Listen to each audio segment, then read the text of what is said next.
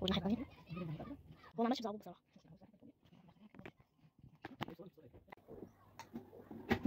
ازيكم يا جماعه، عاملين ايه؟ النهارده هنعمل بطاطين. السلام عليكم ورحمة الله وبركاته. ازيكم حبايبي، عاملين ايه؟ يا رب تكونوا دايما بخير. يلا بقى نبدأ الفيديو معاكم النهارده. بس قبل ما نبدأ الفيديو لولو هتقول لكم حط اللايك والسبسكرايب وتفعلوا الجرس. يلا بقى يا حبايبي، النهارده هنعمل معاكم ايه؟ روتين بقى شتوي. احنا للاسف اتأخرنا في ان احنا نطلع الشتوي. انا عندي حبة هدوم في الدولاب يعني هتشوفوا دلوقتي بتاعة الاولاد، فاما بيجوا يلبسوا بطلع لهم منه. لكن عشان اشيل الصيفي واطلع الشتوي عندي شنطة تحت السرير فيها بقية الشتوي، وعشان بقى اشيل الصيفي يلا بقى نبدأ مع بعض. قبل بقى ما اطلع الهدوم الاول زي ما انتم عارفين، زي ما قلت لكم انا عندي حبة هدوم في الدولاب، وعندي بقى كمان تحت السرير شنطة يعني. فهبدأ اطلع الاول البطاطين تتهوى بره. انا كل يوم بطلع البطاطين تتهوى، الشتا بالذات عايز كل يوم ايه نهوي البطاطين. وقلت برضو اطلع معاكم تحت السرير، قلت بالمره بقى ايه، احنا طبعا تحت السرير من ساعه ما احنا عملنا الشقه ما طلعتهوش بقى بصراحه، ما مسحتش من تحته يعني بقى لنا كام شهر اهو. فقلت بقى ايه اطلع الشنطه بالمره واطلع المراتب تتهوى برضو بره، فهطلعها تتهوى واطلع البطاطين تتهوى، ونبدا بقى نخلص ونمسح تحت السرير. يلا بقى تعالوا معانا بقى كده، يلا شويه نشاط مع بعض. ده بقى كان يوم الجمعة. طبعا زي ما انتم شايفين لبس المدرسة منشور. انا باجي يوم الخميس بعد ما بنيجي من الدروس والمدرسة وكده بروح غسيل بالليل كده واروح نشراه، عشان خاطر طبعا احنا في الشتاء الجو بياخد ايه الغسيل يعني بياخد وقت عشان ينشف. فعشان كده بقى بغسله زي ما قلت لكم يوم الخميس وانشره، عشان يبقى عندي الجمعة والسبت يبقى ايه فرصة ان الغسيل ينشف. وبعد كده بقى زي ما انتم شايفين الجو بقى كان فيه شويه شمس، يعني برضو كانت فرصه ان الغسيل ينشف. كان فيه شويه شمس يوم الجمعه كده، قلت بالمره بقى ايه اطلع بقى البطاطين كمان هي كمان تتشمس، واطلع بقى المراتب كمان بالمره تتشمس. وكان بقى ايه موضوع تطليع المراتب ده صعب بصراحه لوحدي، يعني انا مثلا لو باباهم موجود او كده يطلعهم معايا، بس بصراحه يوم ايه اجازته ما بحبش ايه اقلب الشقه وكده. فزي ما انتم شايفين بقى كده رحت مطلعه بقى المراتب كده تتشمس، وجيت على جنب كده حطيت بقى البطاطين برضو كده البطانيه على جنب كده. وهنبدا بقى ندخل معاكم ونقلب بقى الدولاب في الارض بقى ونطلع تحت السرير. وحتى لولو بقى قالت لي يا ماما ايه انا هساعدك، قلت لها خلاص يا لولو تعالي. فزي ما انتم شايفين بدات بقى ايه نشيل بقى الواحد السرير، وهنبدا نطلع بقى الشنطه اللي فيها الهدوم. وفجاه بقى ايه بعد وانا بطلع الهدوم برضو لقيت في هدوم مش موجوده. لقيت في شنطه تانية بس مش موجوده هنا، هتشوفوا دلوقتي واحنا بنطبق زي ما قلت لكم. يعني انا حتى اللي خلاني طلعت كمان الشنطه دي، احنا كده كده هنطلع شتوي، بس كنت كل ما اجي البسهم ساعات بيجامه الاقي بنطلونها ناقص، الاقي البيجامه موجوده الاقي البنطلون والاقي البيجامه ناقصه. فقلت بقى ايه لا ما بدهاش بقى، والجو كده كده برد، هو الشتاء دخل مره واحده. وعندنا بقى البطانيه دي برضو ما كنتش غسلتها، انا غسلت معاكم قبل كده ساعه اللي هو الروتين اللي قبل كده اللي هو بتاع فتة العدس وكده. غسلت معاكم البطانيه الحمراء، انا عندي الاثنين التقال دهم اللي كانوا متبهدلين ساعه البياض.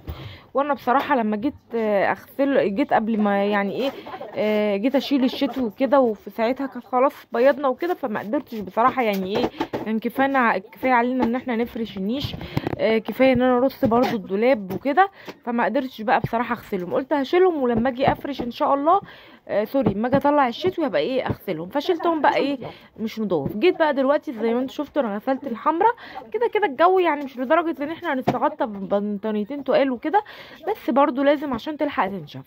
فقلت اغسلها برضو بالمره النهارده. يعني غسلت بقى طلعت الهدوم وطلعت البطاطين دي عشان تتغسل هي كمان.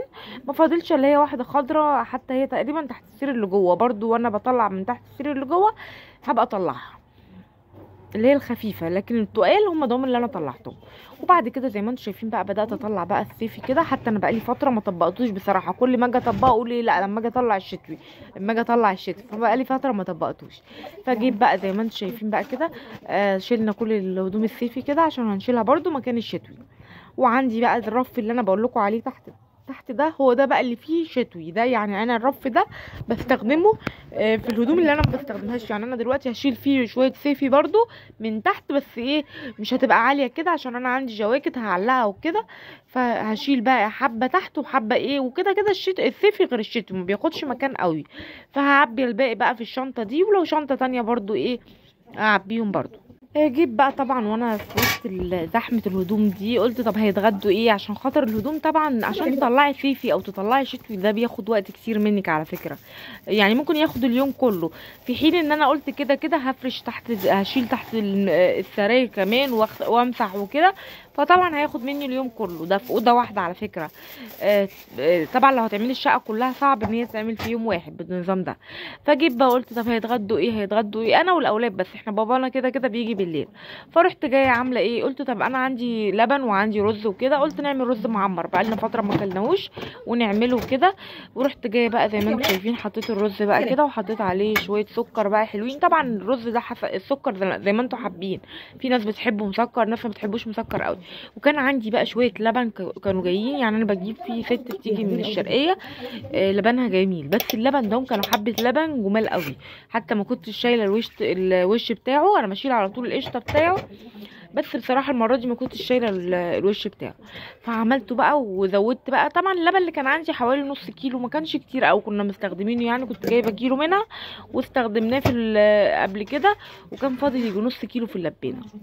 فرحت جايه بقى ايه مزوده ميه بقى ولبن بودره. اللبن البودره ده بقى جميل في البيت بصراحه، ما بستغناش عنه، بجيبه من فتح الله ب 200 كان ب 220، ما نعرفش بقى وصل لغايه فين دلوقتي، كل يوم بسعر الاسعار يعني. البصل اللي بقى ب 30 جنيه ده.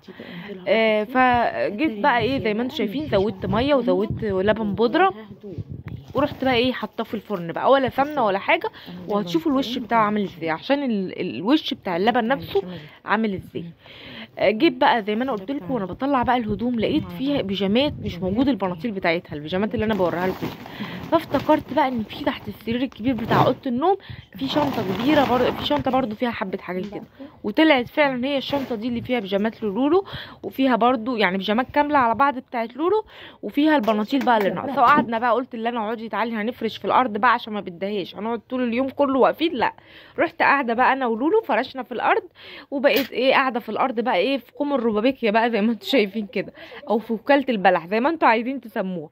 ولقيت اللي انا بقى ايه واقفه بقى، انا قاعده تحت بقى كده، واللي انا واقفه بتحدف عليا، قلت لها يا لولو حدفي لي الايه البيجامات، يعني انا كان البناطيل اللي تحت زي ما قلت لكم والبيجامات اللي فوق. راحت اللي انا طالعه بقى ايه جابت لي البناطيل عشان اجمع البيجامات مع بعض، عشان كل ما تجمعي الحاجه مع بعض، يعني انا للاسف ليه بقى اما جيت اعينهم اتعانوا جزء في شنطه وجزء موجود في الدولاب هنا. انا لما باجي اعين مثلا غسلت جزء يعني بيبقى فيه فضلات لسه ما اتغسلتش، فبعين الجزء اللي اشيله، والحاجات اللي بتتغسل بعد كده ايه احطها في الدولاب هنا ساعات، فعشان كده البيجامه ما بتبقاش على بعضيها. فزي ما انتم شايفين بقى البيجامتين ده هم اللي بحبهم قوي بتوع ميدو، ده هم خروج، حتى انا نفسي اشوف زيهم لولولو، يعني نفسي في اماكن لو انتوا عارفين اماكن بتبيع بيجامات خروج زي كده حلوه، يعني حتى عايزه اجيب ليا برضو بيجامه ولا حاجه اخرج بيها غير لبس الخروج يعني حلوه. فزي ما انتم شايفين بقى كده بدات اطبق بقى كده كل بنطلون في قلب البيجامه بتاعته، عشان لما يجي يلبسها او اي حد يعني لولو برضو لما تيجي تلبس بيجامتها تبقى البيجامه في قلب البنطلون اهو، سوري البيجامه مع البنطلون يعني اهو. بدات اطبقهم بقى كده وبقى في طريقه انا جبتها، يعني كنت شايفاها من كام يوم مش عارفه على كواي ولا على ايه، عجبتني قوي سجلتها وقلت ايه لا الفيس لا اما كواي، فقلت بقى ايه اعمل زيها. بصوا التيشيرتات الفردان يعني شايفين بقى الطريقه دي، راح جايب التيشيرت من تحت وراح تانية وراح حطه بقى ايه زي ما انتم شايفين، وتنى الكمام على بعض، وراح قلبه جايب من فوق وراح حطه في قلب بعض زي ما انتم شايفين الطريقه دي. بس طريقه جميله، مهما التيشيرت ترميه في الارض كده ما بيفكش من بعضه. وبعد كده بقى زي ما انتم شايفين بقى كده الرز المعمر جميل، شايفين الوش بتاعه ده، بصوا ولا سمنه ولا اي حاجه ولا قشطه ولا اي، حتى ما فيش يعني ايه، كان عندي قشطه في الفريزر بس ما حطيتهاش بصراحه بقى، قلت هي كده كده وش اللبن مش محتاج قشطه، وطعمه كمان كان جميل كان خرافه. وزي ما انتم شايفين بقى كده قلنا بقى ناكل ونكمل تاني، عشان خاطر طبعا زي ما قلت لكم احنا هناخد اليوم كله. ورحت بقى اتغديت انا والاولاد بقى كده، ورجعنا تاني بقى انا ولولو لشغل الاوضه تاني. بعد كده اهو زي ما انتم شايفين انا هنا بوريكم بقى التيشيرتات، زي ما بقول لكم انا عملتها كلها بالطريقه اللي انا عملتها من شويه. ارمي التيشيرت كده هتلاقيه ما بيفكش، فدي بقى طريقه حلوه ان انت ايه الهدوم في الدولاب ما تفكش. بس ما عرفتش اعمل بقى البيجامات على بعضيها بصراحه، اهو. وبعد كده بدات رصيتهم كده، ورصيت الاول الجواكت على الشماعات بتاعتهم، ورصيت الهدوم، بس هما يخلوا بقى ايه الدنيا متظبطه كده. وزي ما انتم شايفين بقى كده خلصنا بقى الدولاب. هنبدا بقى ندخل على ايه، على بقيه الاوضه. ايه بقى بقيه الاوضه؟ زي ما بقول لكم كده، زي ما انتم شايفين الاوضه دي بقى لها كام شهر ما اتكنستش ولا من ورا السراير ولا من تحت السراير. فقلت بقى ايه ما بديهاش بقى، يلا بقى ايه نشيل بقى كل الحاجه بقى كده من تحت السرير، ونمسح تحت السرير، ونرجع نرجع الحاجه. انا كمان عشان خاطر يا جماعه رمضان هيبقى جاي في مدارس، فانا بحب اعمل الخطوه دي كمان قبل رمضان او قبل العيد، فعشان خاطر هيبقى عندنا مدارس فمش هنعرف بقى ايه. ورمضان يعني مع مدارس صعب ان الواحد يعمل كده. انا بعمله فعلا في رمضان بس بنبقى واخدين اجازه، فقلت لا ايه ما بديهاش بقى ننضف تحت السرير. حتى في رمضان عايزين نمسح مثلا، نفرش حاجات رمضان كده، نفرش الشقه. في العيد برضو هنفرش برضو، بس مش هعمل الخطوه بقى من تحت السرير كده، خلاص هي اتعملت هتقعد شويه برضو كده اهو. زي ما انتم شايفين بقى كده هبدا بقى السرير التاني كمان. بعد ما خلصت السرير ده نقلت الحاجه برضو على السرير التاني، وهبدا بقى معاكم كده بقى زي ما انتم شايفين ابدا اكنس بقى الاول كده، وللاسف المكنسه بعافيه، فعشان كده اضطريت بقى استخدم المقشه. فان شاء الله نبقى نوديها لحد يصلحها برضو. وبعد كده بقى ايه عندنا كمان همسح بعد ما اكنس كده زي ما انتم شايفين بقى التراب بقى برضو، عشان خاطر تحت السرير بقى لنا فتره زي ما قلت لكم، بقى لنا كام شهر يعني من حوالي شهر 6 كده. انا كنت مبيضه الشقه وكده من شهر 6 يعني بقى لهم كام شهر اهو، فكان لازم تبقى في تراب وكده. وزي ما انتم شايفين زقيت برضو جنب السرير كده، وبدات امسح برضو اهو. وهبدا بقى ايه بعد ما اخلص كده اخش معاكم بقى على البلكونه اجيب بقيه الايه، اجيب معاكم المراتب. بس ايه استنيت بقى طبعا بعد ما الارض نشفت عشان افرش الحاجه اللي تحت السرير عشان ما تبقاش ليها ريحه، يعني ايه ما تفرشوش والحاجه ايه لسه ما شفتش. وزي ما انتم شايفين بقى بدات ارص بقى كده، حطيت الواح وحطيت عليها الكراتين دي. طب ليه بتحط الكراتين دي؟ عشان للاسف اللي هو المراتب دي غير المراتب اللي هي ايه اللي هي الجاهزه. المراتب دي لما بيبقى فيها الواح فيه فراغ، لو جه لوح ناحيه دي او كده بتعمل ايه كأن المرتبه هتنزل تحت، لا فانا عشان كده ايه حطيت حتى الواح اللي في النص دي قربتهم من بعض عشان ما يبقاش فيه فراغ ما بينهم، لكن بقيه الكراتين دي مش تعمل فراغ ما بينهم.